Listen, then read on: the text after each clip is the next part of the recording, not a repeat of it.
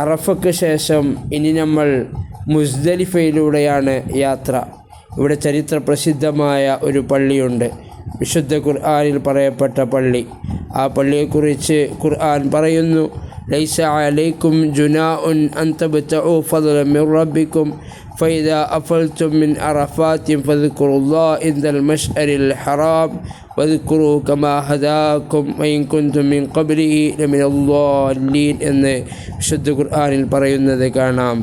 അഥവാ അറഫാത്തിൽ നിന്ന് നിങ്ങൾ പുറപ്പെട്ടു കഴിഞ്ഞാൽ മശ്അറുൽ ഹറാമിനടുത്ത് വെച്ച് നിങ്ങൾ അള്ളാഹുവിനെ പ്രകീർത്തിക്കുവിൻ എന്ന് പറയപ്പെട്ട ആ ഒരു സ്ഥലമുണ്ട്.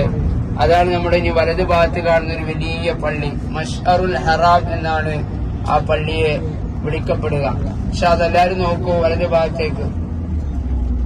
വലതു ഭാഗത്ത് കാണുന്ന ഉയർന്നു നിൽക്കുന്ന 2 മിനാരങ്ങളാൽ ഉയർന്നു നിൽക്കുന്ന ആ പള്ളിയാണ് മശ്അറുൽ ഹറാം.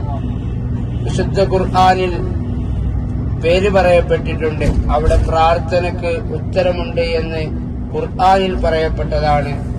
എല്ലാവരും നോക്കുക വലതു ഭാഗത്തേക്ക്. ഇൻഷാ അല്ലാഹ് പള്ളി കണ്ടില്ലേ?